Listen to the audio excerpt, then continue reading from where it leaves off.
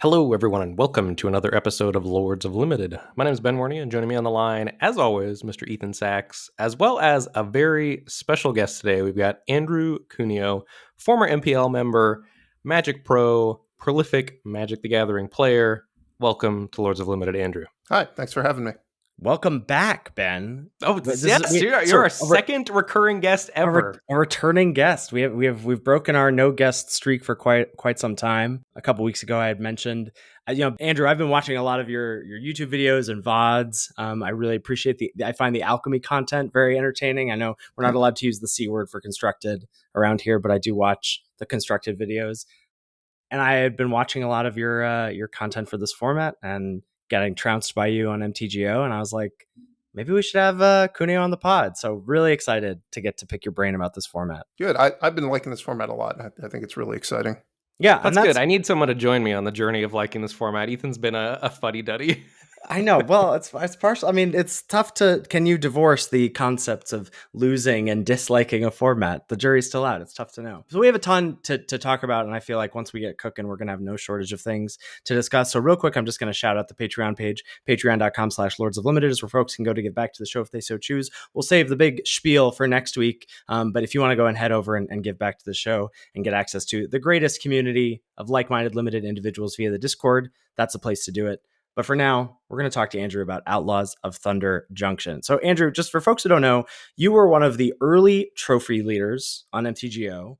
You are high ranking in the best of one ladder. You cashed the Arena Open. This format was clicking and is continuing to click with you. And I've heard you say that this is one of your favorite formats in a long time. So I'm just going to sort of give the floor to you to start about like what you want to say about this format that you're finding so enjoyable. I guess it's a couple points, but they're all pretty related. I really like the fact that the cards seem pretty well balanced, and beyond, like, obviously green's the best color. I mean, I don't think it's the best color by so much that you really need to warp your drafting by that much around it. But just beyond that, there's a lot of cards that if you look at them, like Rooftop Assassin, it's similar to a lot of cards that have been made in the past, but it really feels like they looked at all these limited cards and they're like, if we're going to print this, we might as well make it a card that people are going to be excited to put in their limited decks. Whereas, I don't remember the name of it, but they printed it as like a 2/1 flying flash. And it didn't have lifelink. Yeah. Yeah, no lifelink, just 2/1 flying flash, and it did the assassinate trigger. And I thought that was a fine card, but for the most part, people didn't play it very much. It wasn't exciting at all.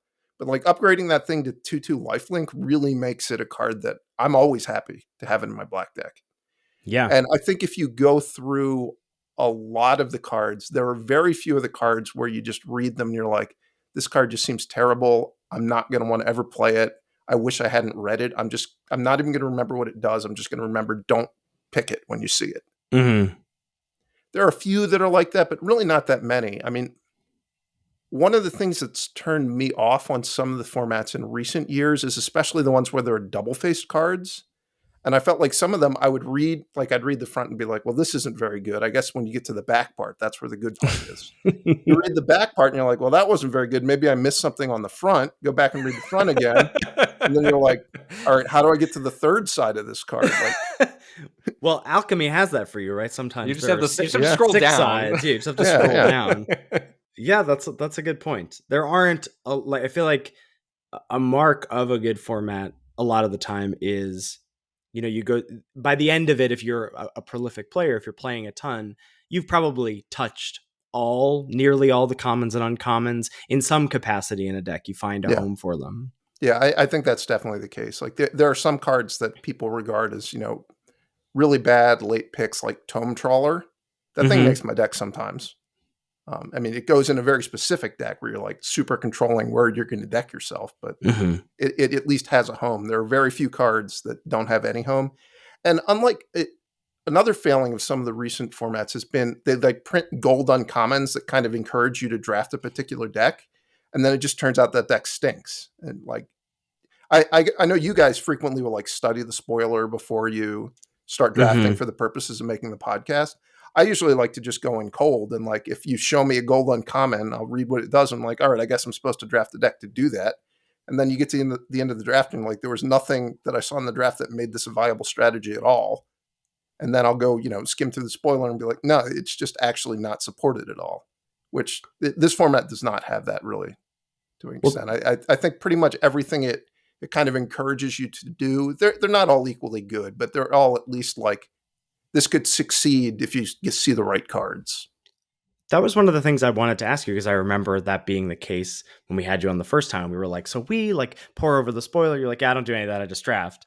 And so for someone who's had success from jump from the format, I'm wondering if there was anything that you felt like you had keyed into before perhaps your opponents had, or you felt like, the Twitterverse had, or if there's, been any updates or things that just like clicked with you initially. What was your sort of from jump impulse in the format? All right. So one of the reasons I started out having a lot of success in this format is I don't remember what card it was exactly, but it was maybe Miriam. Like I opened a pack and I was like reading, and it's like a green-white card that's for mounts. And I'm like, well, this looks like it could be good. I guess I'll just try drafting around mounts. And so like my first couple drafts, I just was green-white and had like tons of mount synergies. And that's one of the best things to do. So I just stumbled on that immediately. But it is just the point that like, you try something and there's at least a hope of it working. Mm-hmm. I will say though that, this is a little bit funny. It actually took me a couple of days to get my first trophy on Magic Online, which is where I started drafting. And for a really ridiculous reason. I don't know if you drafted in the first day or two when it was on Magic Online, when the way crimes worked. Oh, right. It triggered for both players.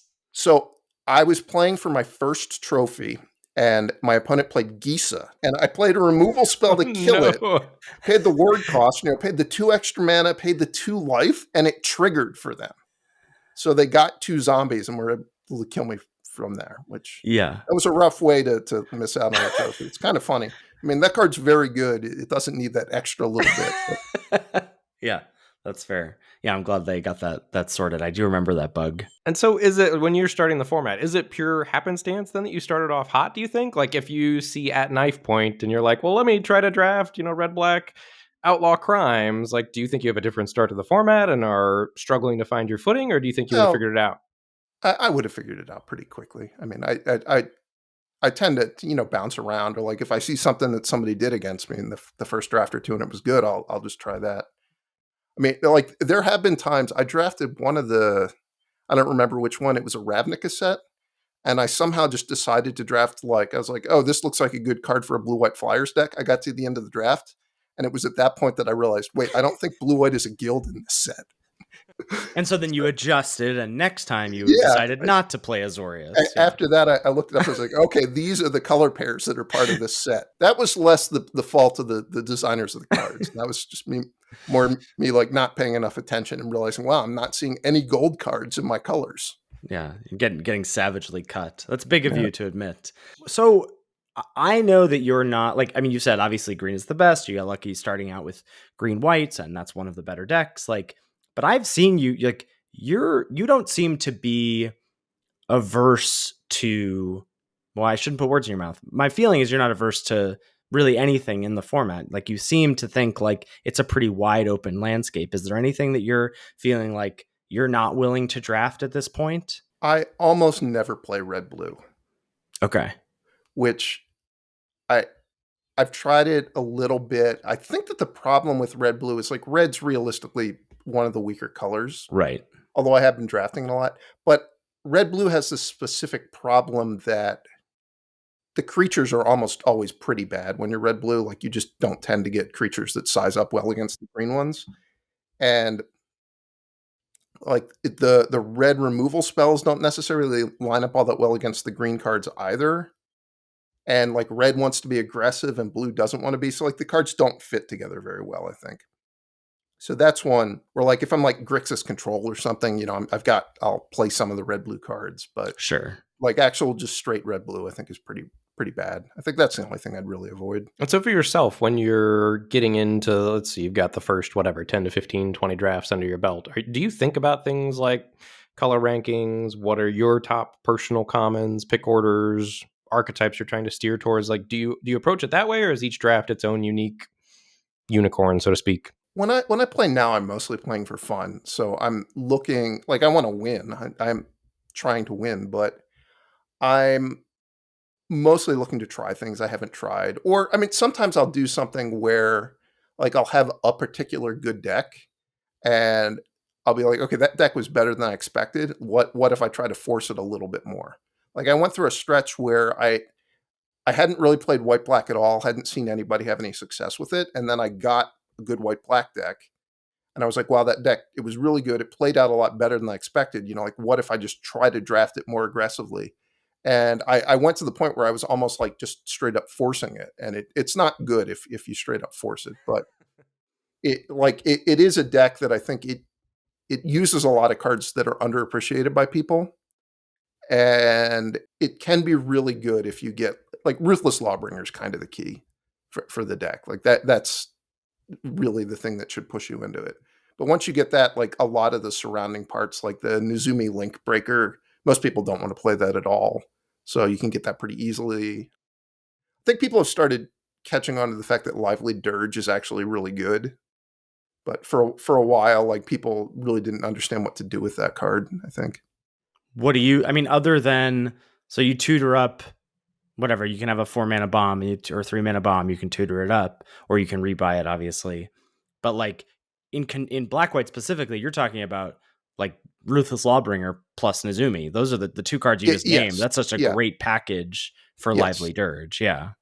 Like, ideally, you get a setup where, like, you have that package, and you have, like, one good rare to go get. Which white black does, I don't think there are that many white black rares that are 4 mana that are great to get. But, like, certainly Lively Dirge and red black, getting that a cool Azul, whatever it is, it's the Oh yeah, the red Cool, black the black. unrepentant. Yeah. Yeah, the one that it tends to go late because it's so hard to cast. But if you just, tutoring that up for 5 mana is great. So prior to your journey of like steering aggressively into white black, how did you get into it the first few times? Like if you were, let's say you're drafting, trying to stay open, drafting the hard way, whatever, what steers you into white black? I, I don't remember exactly, but probably it was something like I was black and I saw, like, a fifth or sixth pick Ruthless Lawbringer. And I do remember, like, at the point that I started doing that, I was of the opinion that, like, Nezumi Linkbreaker wasn't a good card. You didn't really want to be playing it. But then I realized, well, okay, if I'm going to have this Lawbringer, I want to sack stuff. And then actually, I've gotten a lot of pushback from people about this. I actually like playing Corrupted Conviction a That's lot what I in was that going to deck. ask. I saw your post where MJ was like, I don't know about this card. It seems, historically not great. Why isn't Humiliate in your pile? What do you like about the Corrupted Conviction? Well, I mean, it's just really good if you're going to have a lot of Nezumi Link Breakers in your deck, I think. Because, like, the Link Breaker is, it's actually, it's a pretty good card by rate. And a big part of it is just, like, the fact that like, the 1/1 mercenary token that it leaves behind is just, like, a very effective thing to have in play. I also found, I mean, I guess maybe MJ's argument is true that historically Corrupted Conviction hasn't been a good card, but it's functionally just the same thing as Village Rites, and that was like a staple of Pioneer or Modern or something like that. So it's obviously a card that can be good if you get, like, if your deck gets focused enough for it.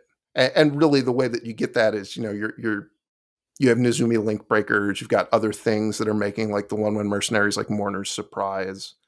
And even, like, Ruthless Lawbringer, a lot of the times once you've cast it the first time, you actively want it to die so that you can rebuy it with Lively Dirge or Mourner's Surprise.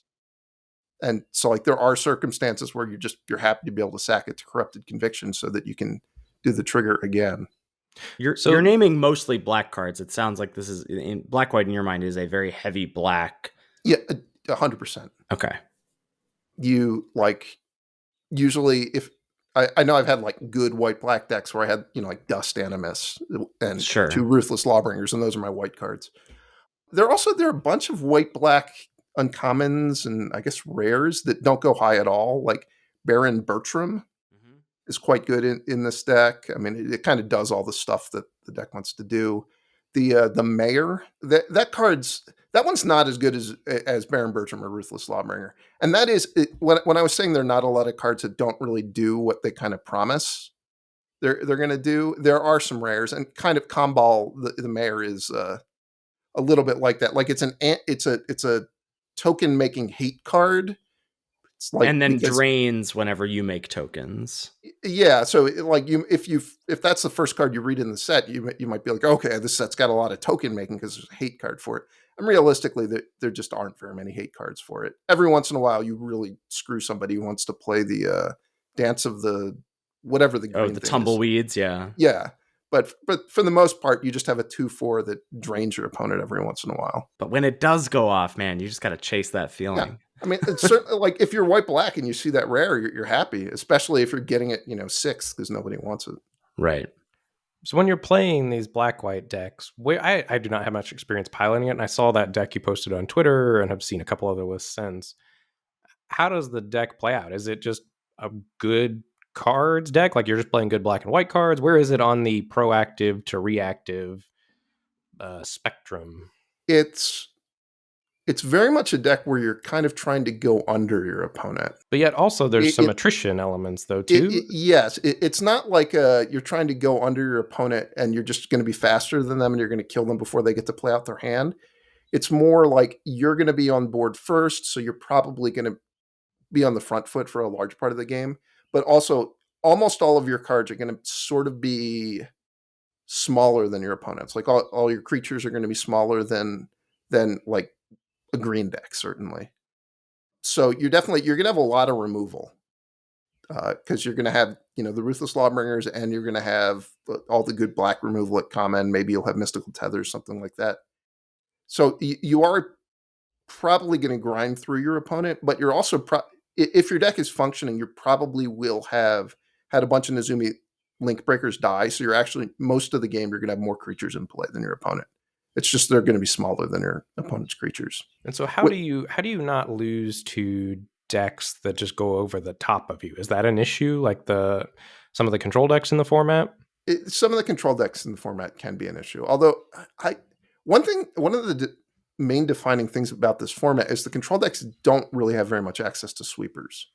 Yes. There are very, very few sweepers. So like you can just beat the control decks where you start just playing your Nezumi Link Breakers and your Mourner's Surprise, and the control deck never really has a way to catch up.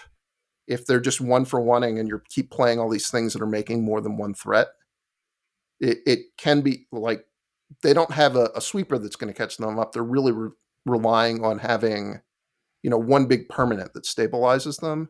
And if you've got the removal spell for that, you're going to punch through.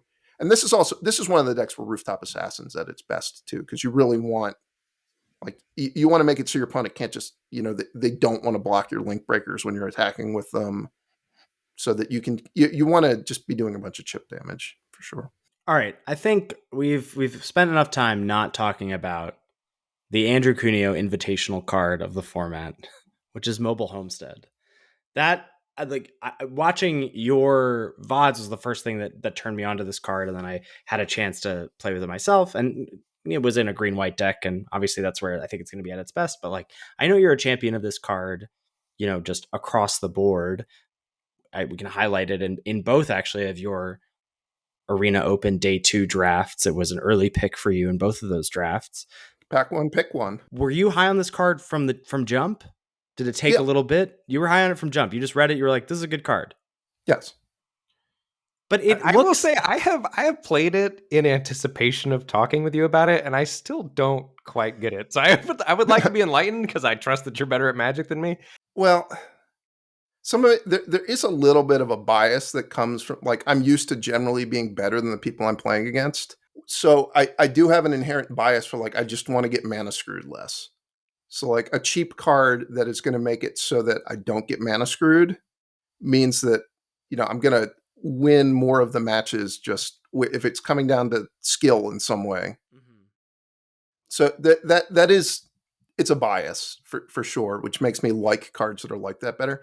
But I do think that, so it's kind of a callback to Raider's Carve, which is actually a card that I would play sometimes in that format. I know it wasn't particularly good in that format, but I thought it was good enough that it was respectable. In some ways, Mobile Homestead's also reminiscent of like Renegade Freighter to me. That's a comparison. Yeah, I mean, Renegade Freighter, it's a 3-drop that hit for 4, but here in Homestead in your good draws is going to be a 2-mana 3/3. It hit for 5, right? Wasn't it? It was a 4/3, and then But when it attacked, you got Yeah, +1/+1 and trample. it's something like Yeah. yes. I mean, it it Homestead does not hit as hard as Yeah, Renegade yeah, yeah. Freighter, but it's a card that like inherently is going to lead to aggressive starts. I've called it Where Smuggler's Copter before, so you don't need to yeah, worry yeah. about the outlandish comparisons. So I mean, obviously, like the best case for it is you play it on turn 2. Turn 3, you just get to play it and attack. And if you were on the play, your opponent's probably not going to have something that can block it. I mean, like they might have a death touch creature, but there really aren't that. They might have trained Airings as well, but there aren't that many 2-mana cards that can block it. And if you hit a land, which you're going to do like 40% of the time, you're just massively ahead. I mean, where the card is not great is when you're on the draw. It is not like obviously you can't block with it on your opponent's turn 3 if they're starting to attack you. And in order to get value out of it, like if you're on the draw and you played it on turn 2, turn 3, you're going to have to tap your 3-drop to crew it and attack some of the time. And like those games can be pretty rough. But the biggest thing about it for me is more the flexibility it gives you when you're drafting, where it's a colorless card, so it doesn't literally go in every deck. You do have to be able to crew it reasonably, meaning that you're going to have I don't know like 9 or 10 creatures that are like cost between 2 and 4 mana and have 2 power. So it limits you a little bit. Like if you're a intimidation campaign control deck with a ton of removal spells, you might not be able to play it.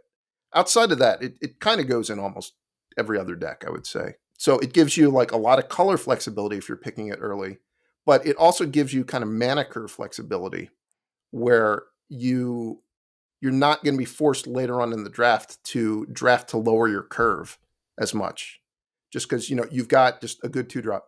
And one thing I will say is if you go and look at like the 17 lands dated on the card, it has, at least in best one, I believe it has an above average win rate, like game in hand win rate. Oh, It's like average to slightly above average, I think.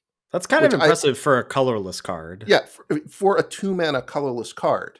That's why I'm Yeah. picking it so aggressively. Not because I think it's like the best card in the format, but because it is a slightly above average card that is 2 mana and colorless. So I think let's just dive into your arena open drafts here because I'm very curious. And you've got these posted on your YouTube for anybody that wants to check it out, youtube.com/Andrew Cuneo, right? So pack one, pick one in your arena open draft one. You saw the following cards as options: a Repulse, Tuna Blue, instant, bounce a permanent, draw a card. Deserts Due, or Deserts Due, as you like to say. 1 and a black for an instant, -2/-2, plus an additional -1/-1 for each desert. And then a card that was not on my radar at all. I had not watched as many of your VODs as Ethan had. You shouted out Mobile Homestead and then picked Mobile Homestead, and my jaw hit the floor. Like, Yeah. because I just was not on that wavelength at all. And I was like, whoa, what am I missing here? And I was intrigued, checked out the rest of the draft. The quote you had was that it was an above average card in a wide range of decks that we've talked about here a little bit. Yeah. So I'm curious, if you're in blue, are you still liking Mobile Homestead ahead of Repulse? Like, to me, it's so hard to wrap my brain around that Mobile Homestead is a more powerful card than Repulse or Deserts Due. If I'm literally blue, I probably like Repulse more. Like blue is the one color where you can have a hard time crewing Mobile Homestead. Deserts Due, that's a card that like, I mean, I know it's a good card. I don't love it just because I don't think I'm picking deserts as highly as a lot of people. So in a lot of my decks, like I have 1 or 2 deserts, and 2 mana -2/-2 is, I mean, you can play with it, but it's not exciting at all. For sure. Why do you think you're not picking Deserts as highly as other people? I think that I tend to like splashing less than most people. And also, I think I probably just am not playing half color deserts often enough. Like, where you put like the white black one in your black red deck just to make your desert stuff a little bit better. I tend not to do that very often. I mean, that's all, like, it all compounds on each other that, like, I don't pick them that often, so I don't have so many opportunities to do it. And then I don't pick Deserts Due, so then it makes me not want to pick them. So, having played, I want to kind of give you my thoughts on Mobile Homestead, and you see if I'm on base or not with an assessment of it. So, after having played with it the last couple days to to kind of prep for talking to you about it. To me, and again, only a couple days of experience here, but I've picked it and played it in 4 or 5 decks. I would agree. It's like, it seems to be great on the play. You kind of knocked it on the draw, and it has been pretty underwhelming for me on the draw. But I think the number one thing to me that stands out about it is that it's a great aggressive card. Like, one of the best ways in the format to beat down on the ground, especially for non-green decks. Like, there's not a lot outside of Trained Airings that's got 3 power, like, to get you Yeah. off to an aggressive start. So that for sure. But that I think I only want to include it in my deck right now if I'm planning on being proactive. Is that a fair assessment? You're probably knocking a little. You're knocking it a little bit as a defensive card in the sense that, like, if you have a more defensive green deck, you're usually happy to play Bristleback Sentry, right? Yes. I mean, it can function a lot like a Bristleback Sentry, where obviously you need to have a creature to crew it, but having something that you can just crew with, something you didn't want to block with. Right. And I think it's gonna you're block as a including it in 3/3. every green deck for sure. I think I agree with that. You mean Bristleback Sentry in every green deck? No, right? no, no, no, no. Mobile Homestead. I think previously I was not playing Mobile Homestead enough. Like, it's always going to be a good card in green decks, just because those green decks have bodies lying around everywhere to crew it for the most part. Yeah, my point was just more that most of my decks are, if I want to play with it defensively, like they're still going to be pretty good at crewing it, and like you can just animate it and block with it, and like obviously you're not getting the trigger, so you're not getting the part of the card that made it exciting. But if what you need is a 3/3 to block with, it'll do that a lot of the time. Speaking of needing a 3/3 to block with, this reminds me of something I wanted to ask you about. So when I was watching your Arena Open run, this is an honor. We've started a segment called the Josh Lee Kwai, the JLK What's the Play. You had talked about one of your opponents seeming like weirdly reluctant to engage in combat with you. Yeah. I don't know if you remember that match or not, but just kind of what leads you to feel something out like that from someone, and or as a player, are there ways that you try to exploit that from an opponent?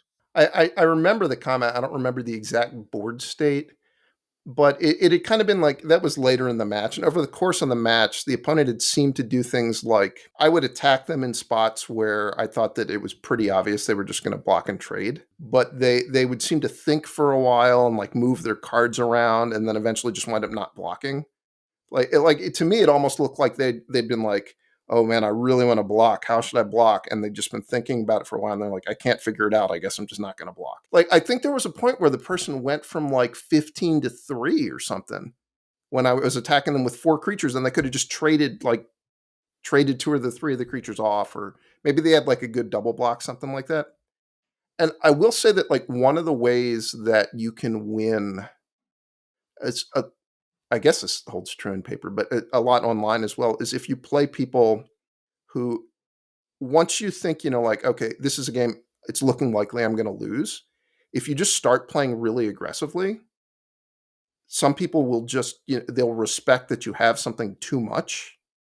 And like, if you can, if you can get their life total you get them down to 6 or something, where like it's a game where you just like, you knew from turn 4, you're almost definitely going to lose, but you just started racing them in like just outrageous ways. Like I'm talking about like bluff attacking literally, or, making plays where like your opponent probably thinks, wow, I'm beating them pretty bad. They better keep their creatures back to block. And you're just attacking. Like if you get their life total low enough, you both probably give yourself more live draws off the top of the deck, but you also make it so your opponent may feel like they need to start playing more defensively, which may give you more time. It's just about like trying to create situations where you can steal a game, which obviously, like if you just play super cautiously, you don't do anything to ever put any pressure on your opponent, and you know that their draw is better than yours, you're just kind of waiting to lose Right. at that point. And so like by playing like that, you will encounter people online who they're probably less experienced or less cutthroat or whatever. And they just will feel like, oh man, this person's attacking me. They must have some reason that they're doing it.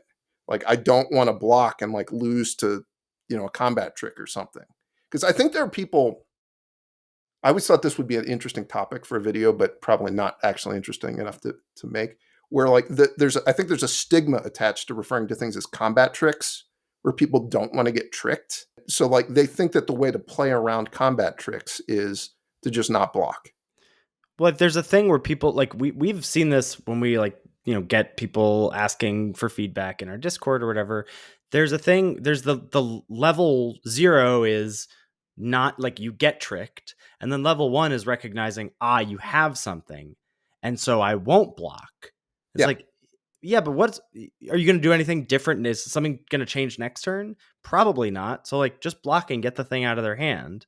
But that is Yeah. not something that ever feels good. And maybe there is something to the verbiage of trick there that leads to that. I want to go back to one of the things you said about not playing deserts and not splashing a lot, because in my mind, splashing is like a pillar of this format. Like getting whatever you've got, like, because the fixing is kind of abundant, the cards are so powerful, you're so incentivized to want to play the powerful cards you see, even if they're not, in your base 2 colors, whatever. I feel like what I see on the other side of the table a lot of the time is also, 3 color, 4 color, sometimes not soup, but like people are splashing around. So I'm curious to hear that you feel like, yeah, you're less inclined to do that. Do you feel like you're getting your power in other ways? You don't feel like you have to splash, or does it go back to not wanting to be mana screwed, and so you don't want I mean, to mess around with colors?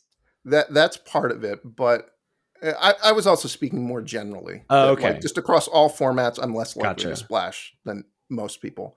This format, I play 3 colors, sometimes splashing.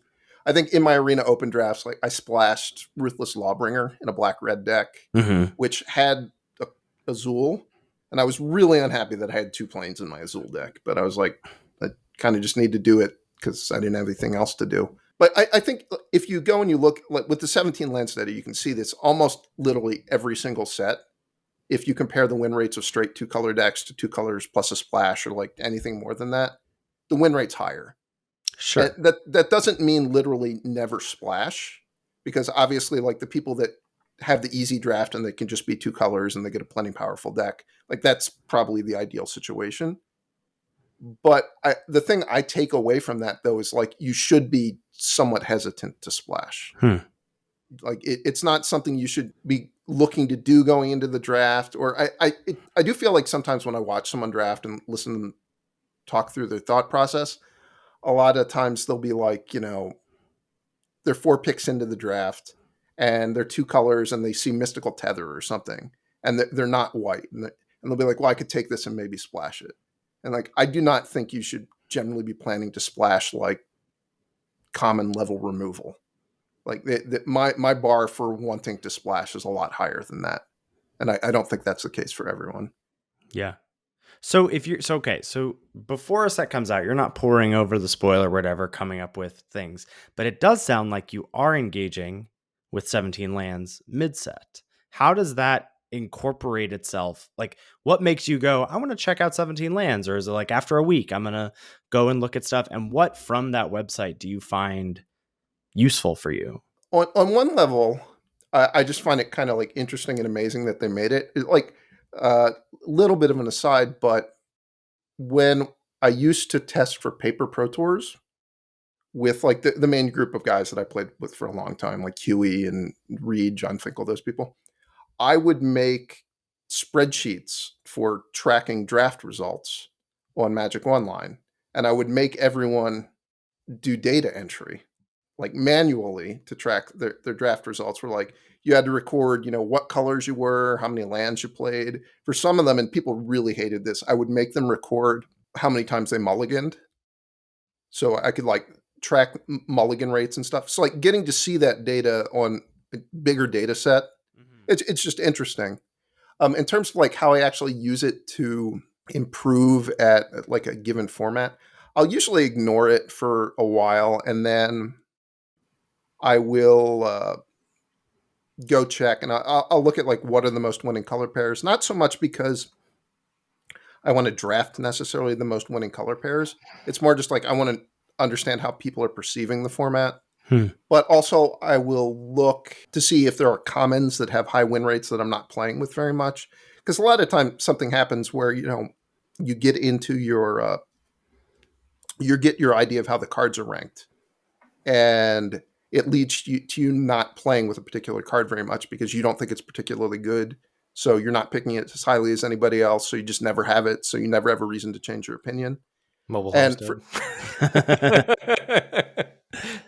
for this one, for me, it was Thunder Salvo, where I was like, I think I'd played the format for like a week or two, and I'd never even put it in my deck because I read it and I was like, this just doesn't look very good to me. I'm not going to be aggressively taking it.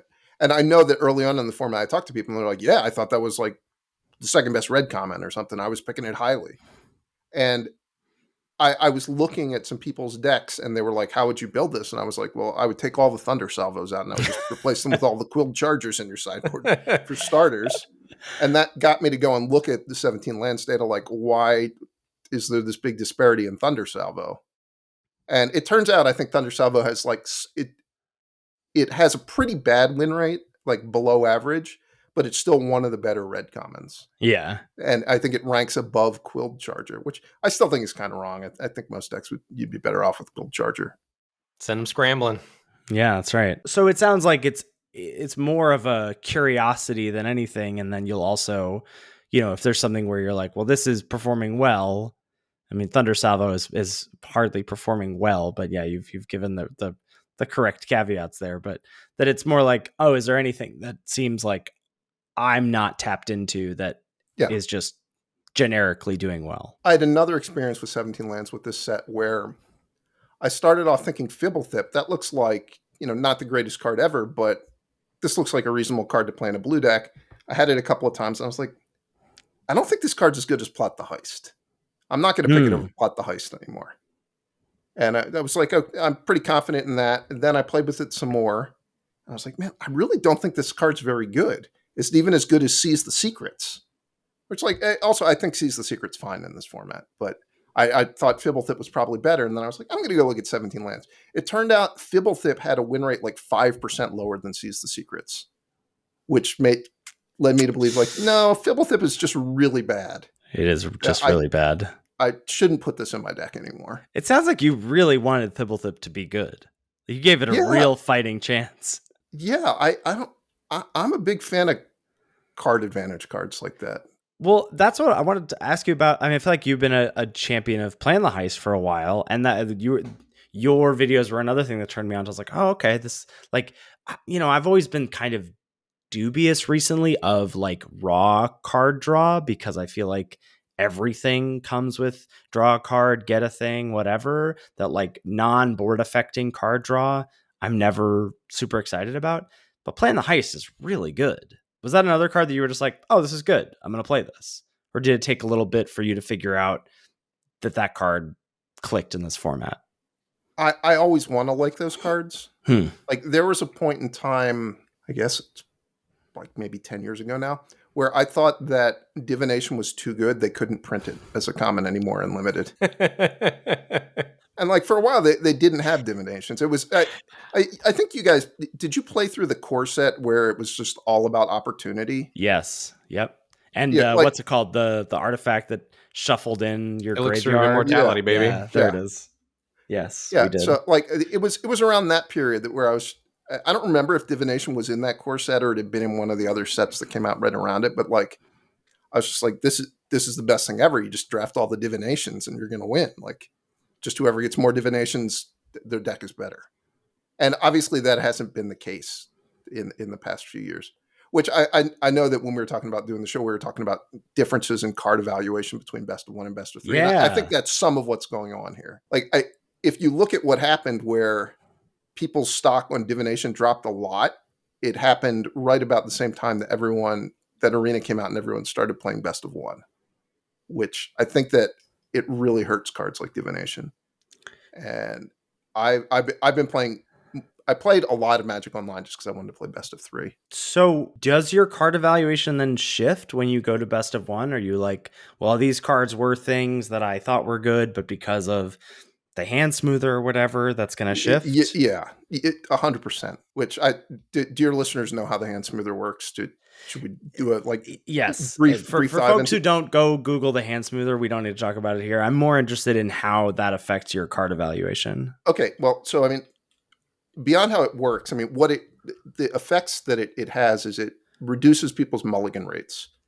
Typically, there's another 17 lands thing. You can go and look at the mulligan rates in best of one, and I think they're usually about 5% for people. In best of three, from the data that I said I used to make my friends record, like good players playing best of three typically had mulligan rates that ranged from like real psychos, like Paul Rietzel would frequently have like sub 10% mulligan rate. Most people would be in the teens. And then this was during the period in time when like I was on a team that was rivals with the CFB guys more. So like Paulo and Martin Yuza, those people. Every once in a while, people would switch, and like usually when they would come and play with us, and we'd make them record data, they would put up like insanely high mulligan rates. I remember one time Corey Burkhart tracked over like a smallish number of drafts, but still like maybe 10. He had a mulligan rate of like 30%. Corey Burkhart just catching strays on this podcast. It was like, episode. I don't understand what was going on there. So the hand smoother is going to lower your mulligan rate, which means that cards that play well in mulligan games are just going to be worse, which usually, like, drawing extra cards is usually good in a mulligan game. Like a divination's a good card to draw if you're going to mulligan to 6, I would say. The other thing that happens is, and this is a little bit less obvious, is that the hand smoother basically gets rid of all of the 5-land 2-spell hands. You almost never get those in best of one. So if you think, like, one way to think about how the card valuation changes is like, would I be happy to see this card in a 5-land 2-spell hand? And if the answer is no, it's going to be a card that's probably better in best of one. So like, maybe this goes without saying, but like the 5-land 2-spell hands are like the hardest mulligan decisions, I think, by far, when you're playing without the hand smoother, because it really can go either way. It depends a lot on like what the spells are, whether or not you should be keeping. So things that where you would keep, where it's like, a looter or a card that makes you draw extra cards, like those are things where you would tend to keep. Also, just like if you have 2 really good spells, obviously you keep, but that they're just really good spells in both scenarios. But like a 1-mana combat trick, if you have that in your hand and you have 5 lands, like you're just going to mulligan, because it like you can't keep low impact cards when you already have too many lands. So I think, to me, that is how I regard it. Like I think Highway Robbery is a very good card. But I know that if you go and look at the win rate data in best of one, it's not going to agree with that. That's a really good shout, because that's a card I've been like championing on the podcast the past few weeks. And I've played almost exclusively best of 3, either on Magic Online or on Arena for this format. And I know its win rate is in the dumpster. And I'm like, I don't often investigate that. I'm like, basically how I engage with the game in hand win rate on 17 lands is like, if it's high, if I think the card is bad and has a high win rate, I reevaluate. If I think the card is good and it has a low win rate, I don't care. And that is one of those examples. But that's a really good point about like, I've been playing best of 3. I've liked Highway Robbery. Highway Robbery has an abysmal game in hand win rate in best of 1, just because like you don't need it. Like your hand is already smooth. You don't need a card that's smoothing it.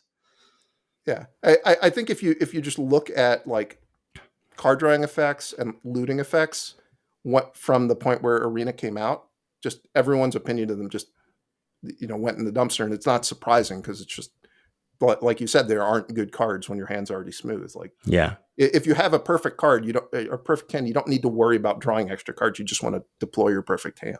And so what percentage of your playing do you think is best of 3 on MTGO versus best of 1 on Arena? Versus do you ever play best of 3 on Arena? Or if you're going to play best of 3, do you do it on Magic Online? I only recently started playing on Magic Online again. I went for like a couple years where I just didn't even play on it at all. It has less to do with like differences in best of 1 and best of 3 versus the economy. Like I'll usually play on Magic Online if I feel like it's profitable in terms of like, I mean, it's not like I'm getting rich, but when the set first comes out and the rares have more value, I'll just play there, in part just because I want to play some best of 3, and like that's the best place to do it, and the best time to do it is when the set first comes out. And then I usually switch over to Arena in part just because I don't know, I kind of want to play on Arena to prepare for the Arena Open, even though it's different, obviously, because you're going to play best of 3 in the Open, but like just the player pool, just I don't know. I don't know that it really matters, but just experiencing it or being used to the client or whatever. And I guess also sometimes if I'm going to be doing some content, if it's something that's available in Arena and Magic Online, usually people prefer to watch Arena. Sure. So do you feel like best of one ever leads you to bad card evaluations, like practicing or prepping too much on best of one? Because I just recently been playing a lot of best of three, but the NBA playoffs are on, so I play a lot of best of one on my phone during the NBA Yeah. playoffs, and it just feels so artificial to me after going like coming to and from best of three. Like it just feels like both players always curve out, and you're just mashing some stuff into each other on the board when I play best of one. Yeah, I definitely feel the same way, especially when you go through a losing streak. You really just feel like there wasn't much you could do. It's just like your opponents had a good draw every time.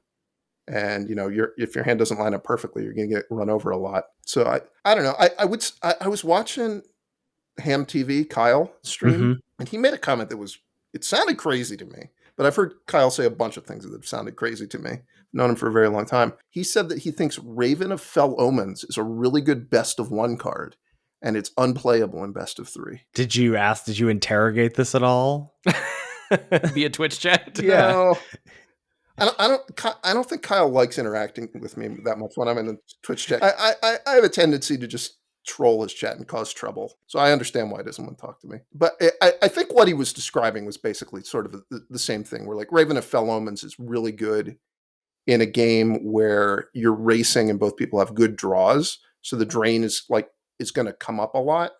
But it's another one of these cards where if you're thinking like I'm going to have to win games where I have a non-perfect hand, where I had to mulligan, where I drew too many lands, like Raven of Fell Omens is a really low impact card. If you only get to trigger it twice and you've just got a 1/2 flyer, like you don't have a real card. So you need to kind of shy away from those in best of three because you can't lose every game where you mulligan. You need to win some of those. So, as somebody who's played tons of pro tours, tested with top players in the game, you were on the GP grind back in the day, MPL. How close does the Arena Open get to those levels of competition? Like, does it scratch that itch for you? And do you feel like you're playing against close to the same caliber of player when you get to the day two draft twos and you're playing for cash? Like, how has that experience been for you as somebody coming from the pro scene to now competing in Arena Opens? I really like playing in the Arena Opens. I would agree that it kind of scratches that itch because again, from like an economics standpoint, the Arena Open is something where you can enter, and if you're good, you can have some reasonable expectation of winning at it. Whereas like traveling to Grand Prix, almost everybody who did that lost money. Like you were doing it to try to qualify for the Pro Tour, but nobody was like getting on a plane, flying to a limited Grand Prix, and thinking, okay, this is a way I'm going to make money on average. Right. Whereas like the Arena Open, there are like the very best players in the world, I'm sure, think like I would do this every weekend if I could, just because it's fun and you make money at it. So it definitely scratches that itch. I would say that I don't feel like when I'm playing against people, especially on day two, that I play against very many people who I don't think are playing well. The drafting perhaps doesn't feel as much the same, but some of that is just the like you would have this experience at GPs where you sit down at the table and you got to look at the people and you'd be like, oh, I know 3 of these people. I know this is going to be a tough draft or something like that. And there's like none of that experience. I don't know. Can you even tell the identity of the people in your pod in the open? No. They make it so you can't, right? Correct. Yeah. So like in that sense, it doesn't. It's kind of lacking that feeling of like you're not going to play against the people in your pod, and you don't even Right. know who they are. So it's a little bit different. And for people who have never done in pod drafting, it's really not that different. But there are a few nuances that do come up, which is lost in the Arena Open. But generally, I think, those 2 red-black decks you drafted, if I were in your Arena Opens, spoilers for anybody that's planning to go check out the YouTube channel, but I think you end up red-black pretty early on in both drafts. I think if you're on the best of one ladder, certainly you're pretty unhappy with those decks. Like the pods are a little more competitive in the Arena Open as far as like quality of deck, or no? I was unhappy with those decks in the sense that I don't think I opened particularly well. Yeah. in either of Yeah, the true. drafts. I think you drafted your seats right for sure. I thought like I was reasonably happy with like I thought I drafted the seats to get about the best deck I could have in both times. And I thought that they were both decks that were good enough that I could win. But some of that is like I I'm perfectly happy to just play like a more aggressive deck where like I don't have the peak card quality, but just where I feel like if I'm like consistently getting functional hands, like I'm just going to win games just because like I'm not messing with, oh, my splash mana showed up 3 turns too late, or my curve was too high. Like both of those decks were pretty focused, and I thought they had a game plan that they were trying to execute, which I'm generally happy when I get a deck like that. For sure. So I do want to dive into another pick from your second draft. So pack 1, pick 3 in your Arena Open draft, you had already taken Vadmir, which is the 2/2 black rare that gets a +1/+1 counter every time you commit a crime. Then it gets lifelink once you get 4 counters on it, I think. And a Hellspur Brute from pack 1, pick 2. That's the 5/4 trample that has affinity for outlaws. Pack 1, pick 3, you had a choice of Terminal Agony, which is the black-red gold card, destroys target creature with a madness for black and red. Rakish Crew, which is the 2 and a black enchantment that makes a token and then drains every time an outlaw dies. And then the aforementioned Mobile Homestead. And we've already talked about your love of Mobile Homestead, and that's what you picked. Is there, like, when I was looking at that, I think as a drafter, I would have been a little worried about, you had taken Mobile Homestead because you said it was colorless. You didn't necessarily have to commit to black-red.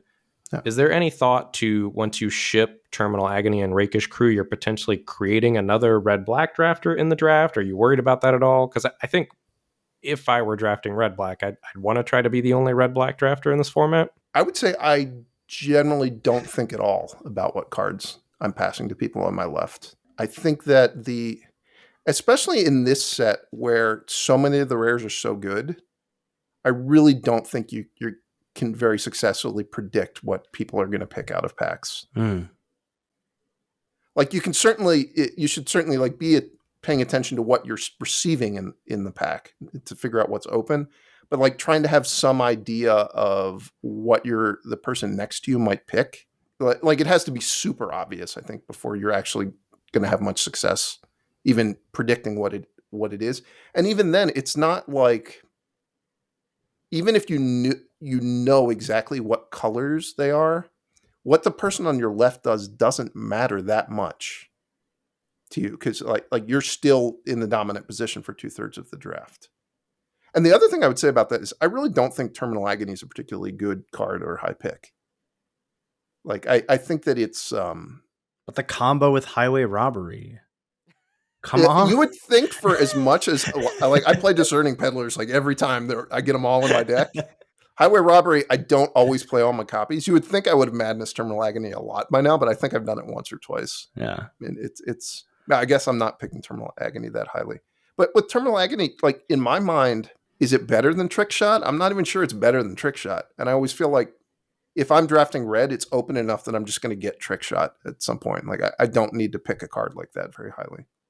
I've been drafting red a lot because I think that people correctly recognize it's not one of the better colors, but I'm perfectly happy to like fill out my deck with a bunch of red cards and, hopefully get a powerful card, like either a powerful red card or just a powerful card in another color. And then like if my deck is like a bunch of Discerning Peddlers and some Trick Shots and Quilled Chargers, like I think that's a reasonable way to, complement whatever your actual powerful cards are. So speaking of Trick Shot, there's, I think, one of the things that we've been championing the last couple weeks on the podcast is that you've, and I think just the community at large, that you have to up the number of removal spells that are in your deck compared to most formats. Is that something you think about at all? Are you trying to hit a certain threshold of interactive spells? Does it vary by archetype? It's not something I actually think about very much, to be honest.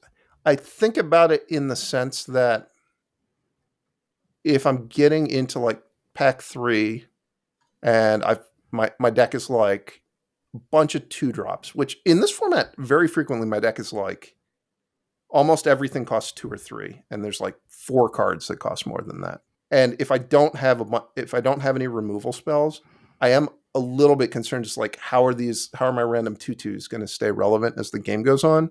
So like in spots like that where, like I'll be like, maybe I can't get Consuming Ashes, but like I really want to get 1 or 2 Rooftop Assassins so that I can just attack with all my creatures. Or if I'm in green and I didn't feel like I got enough removal, do you ever put Reach from the Sky in your deck? Never. I have. You I just say actually, never, I've Ethan? never cast Reach from the It's Sky. kind of a problem. It's been good against me, and I've started playing it more. it like that. If I feel like I didn't get enough removal, I'm going to put that in my deck because I'm just. I mean, it's the same thing where it's like I'm going to want to feel like if I don't have enough removal to actually control the game, I just want to make sure I can attack with all my creatures every turn. Ethan Sachs, Reach for the Sky elitist over here. Yeah. No, I'm just Not like, no, I'm just trying to wrap my head around this. Like, I think that is a pearl of wisdom that is caked in a Reach the Sky.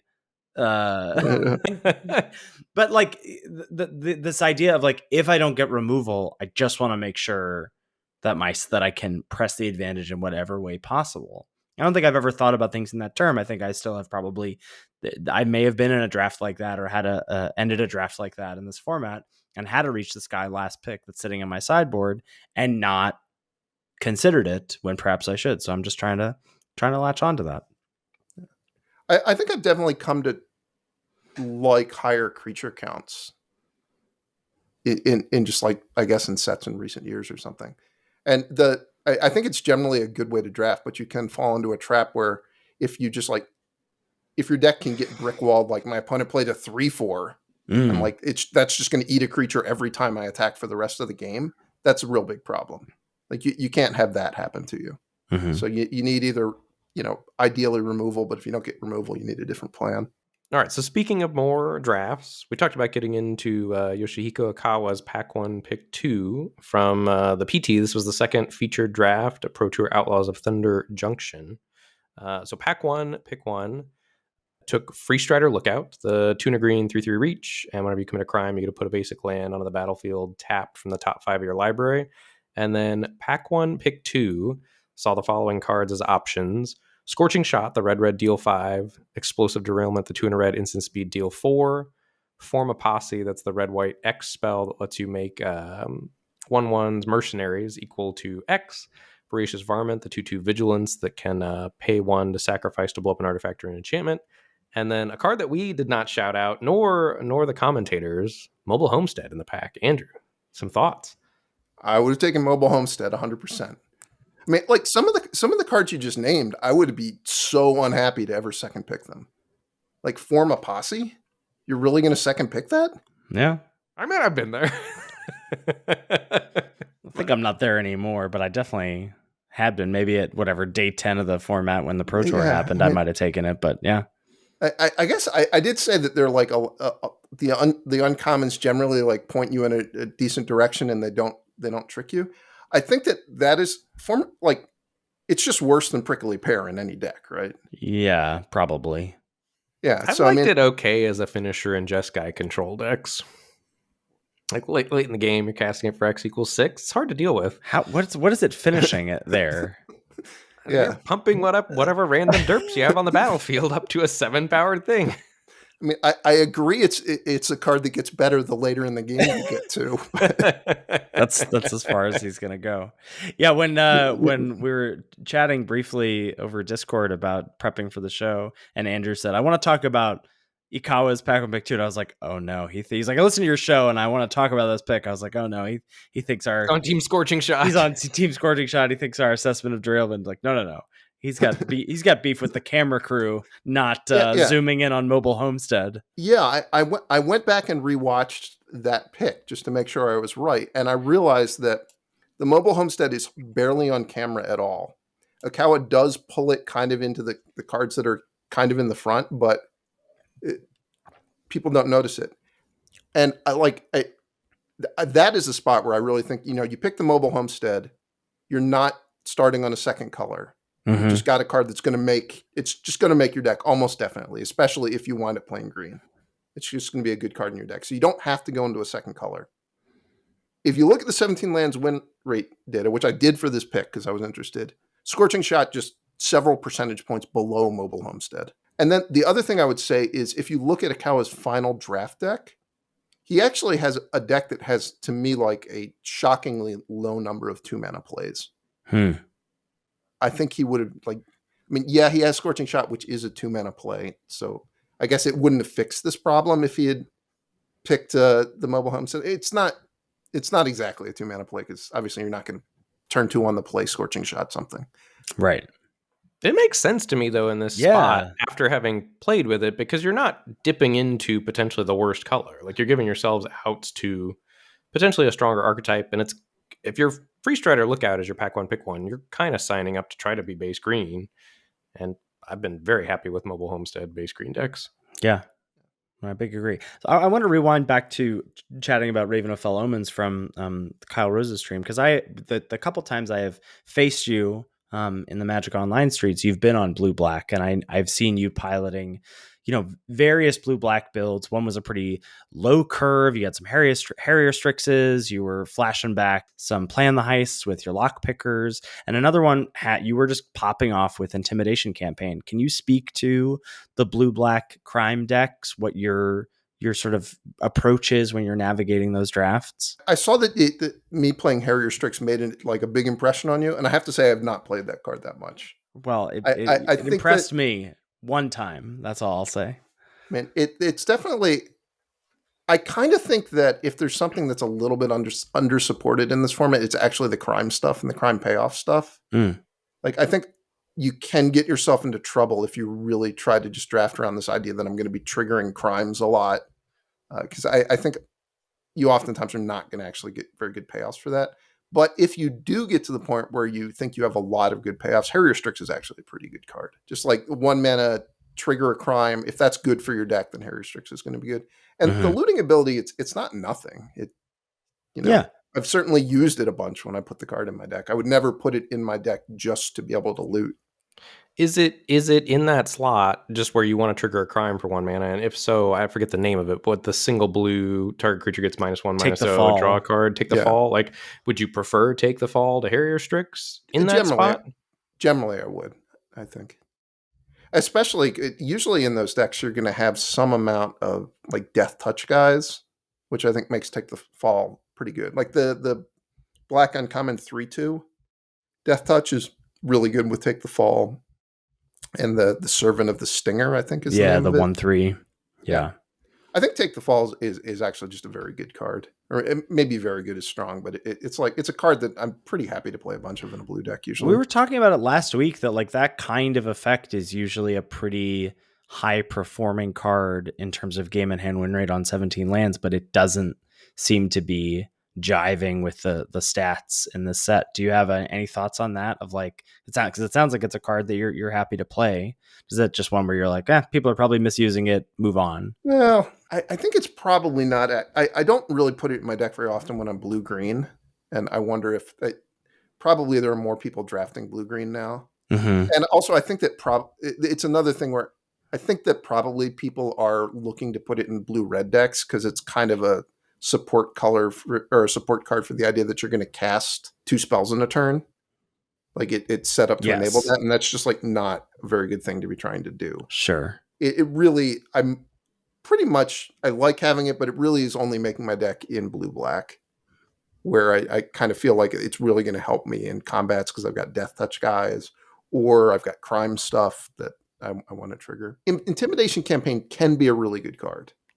It needs a very specific deck, but like when you get all the pieces, it winds up being like you get a lot of games where you just kill everything your opponent does, and you're drawing a card every time, and they just can't possibly win.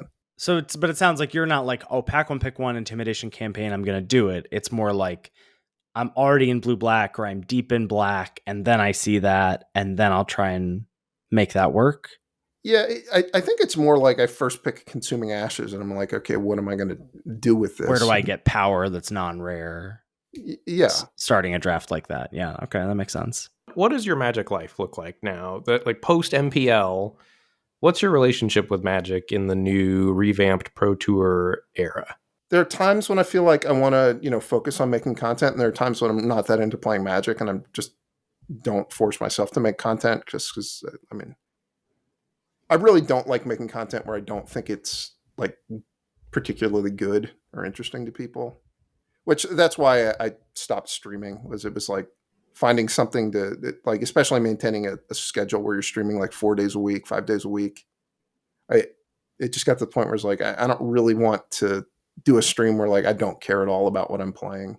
Like every once in a while I would try streaming like viewer submitted decks. And it was like, didn't enjoy that all that much, or playing some constructed format that I was bored with. It was bad. I think a lot of people experience that who tried to stream. Do you still stream every day, Ethan, or do No, you? I'm doing full time childcare right now, All right. so that's Do my you? my streaming is very whenever if I can and feel like it, I do it, but otherwise, no. Yeah, that's where I'm at too. Where it's like if I decide that I'm gonna sit down and do two drafts and I feel like talking, I'll stream it. Well, that brings me to a question about what makes alchemy a format that you feel like you've posted a lot of alchemy content. I feel Oh like yeah, you're one of the only people you like alchemy, and I've never touched it myself, but you can feel that, and it makes it enjoyable. And I feel like you're very good at explaining what's going on, and you've cooked up some stuff.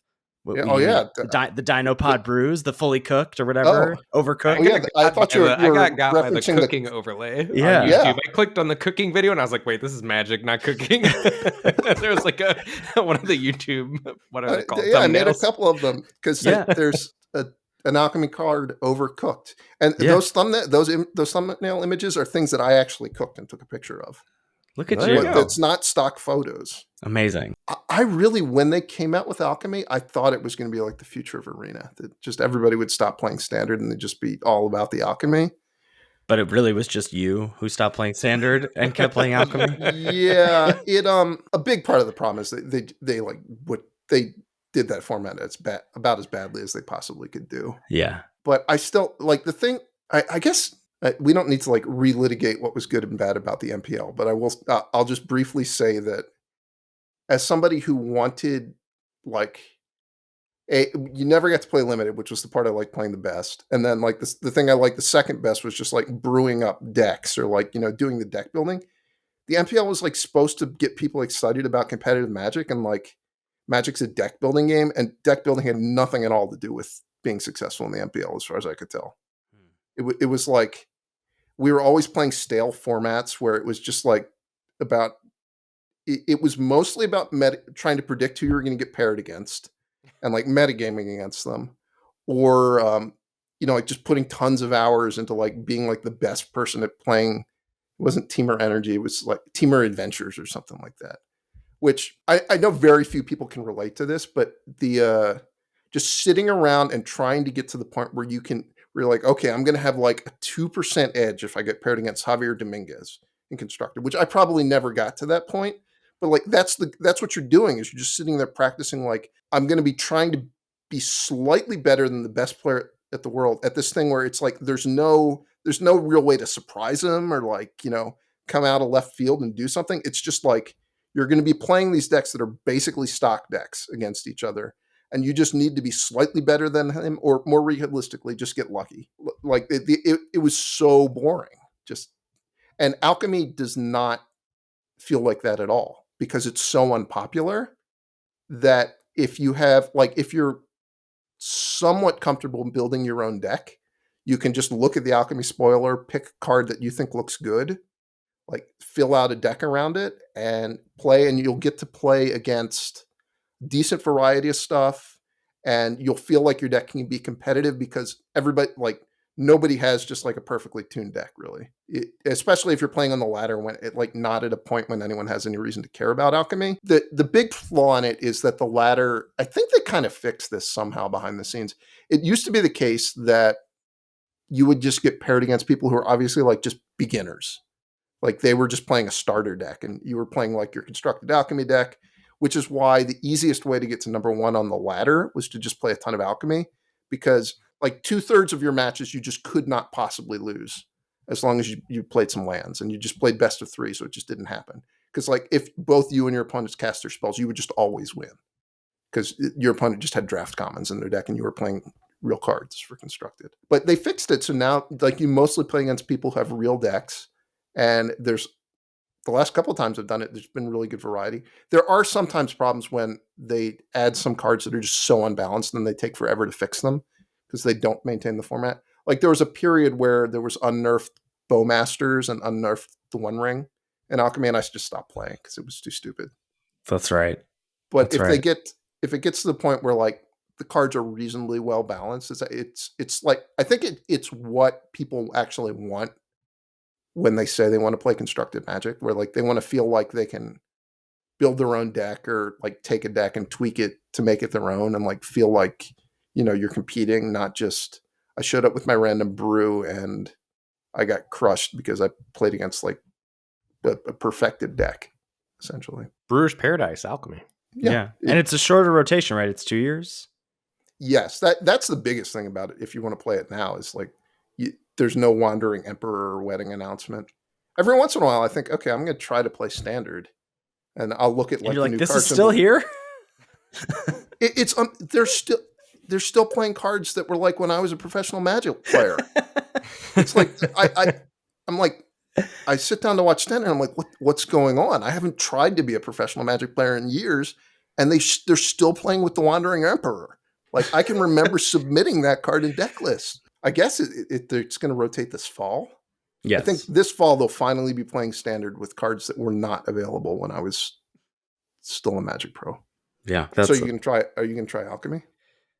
Well, I'll tell you, the first place I'm going to look when there's an Alchemy Arena Championship qualifier is I'm going to look at your channel. I was testing with some folks for Arena Championship 5, and the Alchemy qualifier weekend happened, and Raph Levy was like, anyone know what's good to play in Alchemy? I was like, Cuneo's pretty high on this Dino Pod deck. You should go check that out.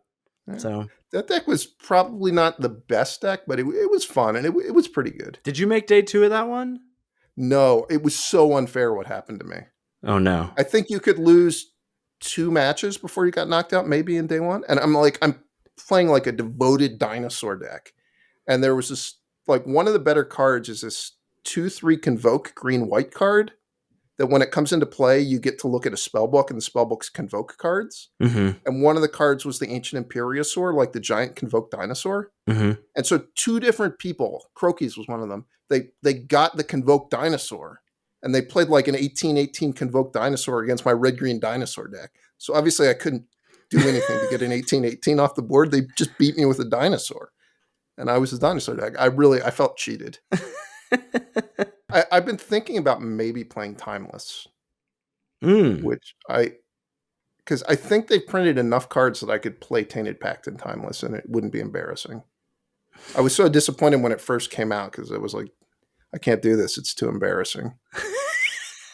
That like my cards. That's the only thing that'll get you to play Timeless is if you won't be embarrassed to play Tainted Pact. Yeah.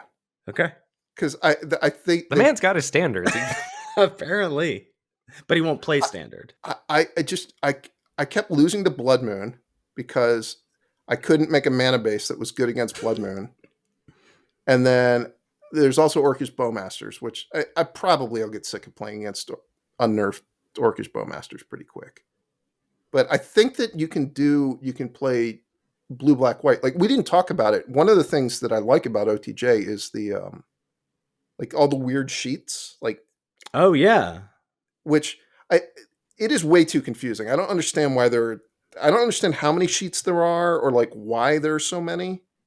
But the collection of cards that's in there is good. Like, it's not there was a set 2 or 3 ago where like the sheet was like all these weird enchantments that were just all terrible. Yeah, we basically practiced play boosters in Wilds of Eldraine because every single card on the bonus sheet was unplayable. But like there's like a lot of cards that are exciting to play with.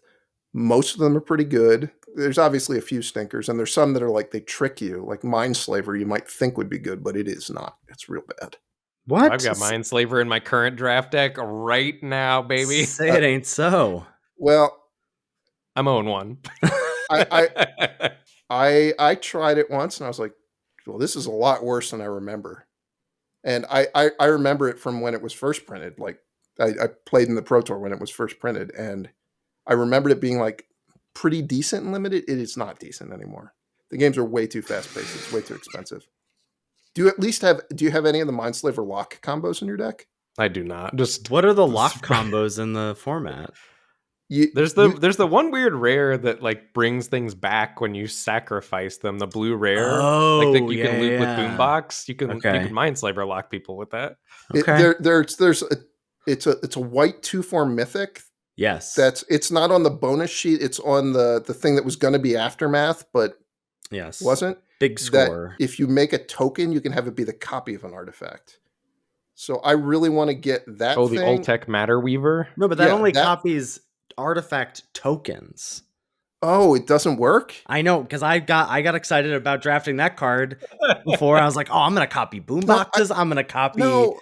No, it just copies artifact tokens. I thought that it was if you made an artifact token, you could make it into an artifact. That's not what it does? No, it makes it. You can whenever you cast a creature, you either make a 1/1 or you make a copy of an artifact token. I keep It's not fun. That's what I'm saying. This format stinks. whenever I get that 2/4, I always think I'm going to get Luxurious Limousine and put it in my deck. And then I'm going to be attacking with the limousine, and I'm going to make the treasure token, and I'm going Oh to just God! convert it into another limousine. But you're telling me that's not. I'm wrong about what the cards do.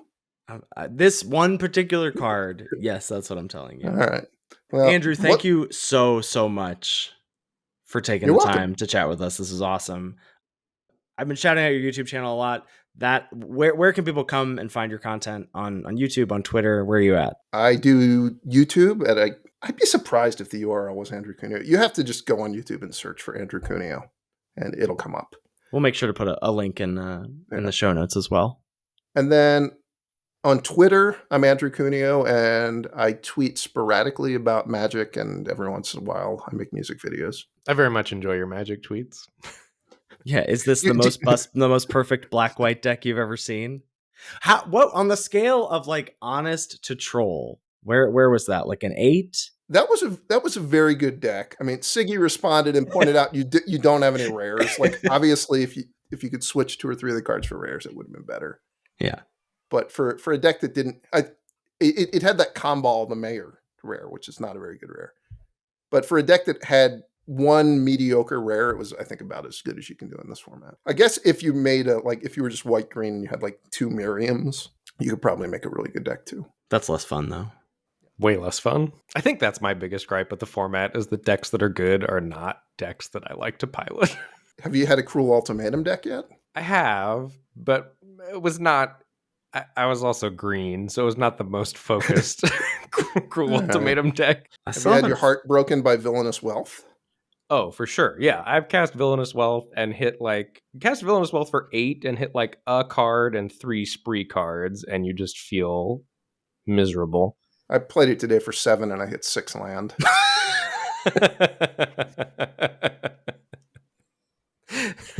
Format's great. And on that note, I think we'll call it there. Thank you, as always, to Salty Pretzels for our intro and outro music. Make sure you give it a listen. You can find all our content on our website, lordslimited.com. Links to all of our episode backlogs, our YouTube channel, our Twitch streams. You can find our tier list courtesy of 17 Lands. You can find our merch courtesy of TeePublic and our Patreon page. All of that on our website.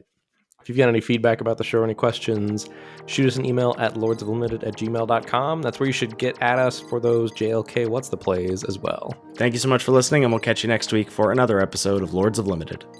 Thanks, everybody. See you later.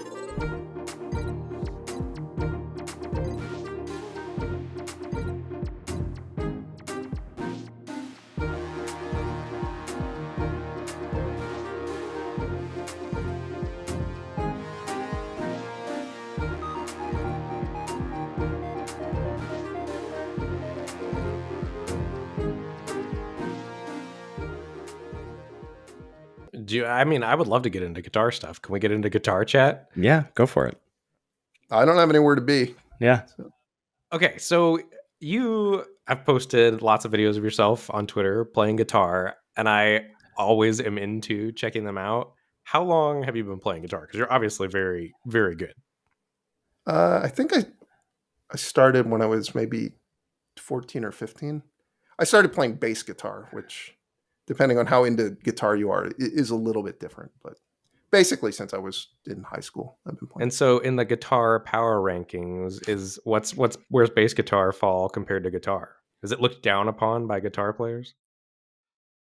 Yes, to an extent, I would say. I think like bass it's easier to get started in. It's certainly like less flashy, a little bit easier to get started in. Like once you get to the point where you're going to be a really good musician, obviously like it's probably just as hard to be super good at. as guitar, but as a first instrument is probably easier. Most music, when you're playing guitar, you're going to be playing chords some of the time, and a lot of time playing chords is way rarer on bass, which that's like a pretty big layer of complexity to add. And so are you self-taught? Have you had lessons? I took What was your journey? I took private lessons when I was in high school, and then I played in a lot of like high school rock bands, high school punk rock bands, and I took, I don't know, maybe 3 years of private lessons around like junior high, high school, and then I at one point, and I guess I was about 30 maybe, and I felt like getting better at guitar, so I just went in a music store and I started taking private lessons, and they were more like jazz guitar focused, which I'm still not. Like, I'm not a jazz guitar player, but jazz is actually, if you want to get good at music, like a lot of the way professional musicians get good at music is from studying jazz. For Like, if you're sure. not Jazz coming from jazz is like, draft and classical music is constructed, for sure. all right, I guess classical music's never is something I've never really been that into, but like jazz, like I'll listen to it. I sometimes try to play it, but to actually like play it live at a gig, I'm not at that level to do it. So on these videos, is that original stuff? It seems like it's original things that you're doing when you post It's videos to Twitter. Yeah, it's probably like 80 or 90% of the time it's original stuff. Sometimes I do work on like finger style guitar arrangements of songs, like where I'm learning somebody else's arrangement. Sometimes I realized it was kind of weird. I've learned multiple Tears for Fears songs in the past couple of months, and I don't know that I've ever like voluntarily put on a Tears for Fears song to listen to. But it was like I saw videos of really good guitar arrangements of these songs, so I've been learning those. Very cool. And so do you have performance outlets for yourself for guitar right now other than these Twitter videos that you're posting? No, I haven't played a gig in a long time. I kind of So if you paid attention to my pro career at all, there's like I played a decent amount in, I guess, late 90s, early 2000s, and then there's a big gap, and then I came back and started playing a lot.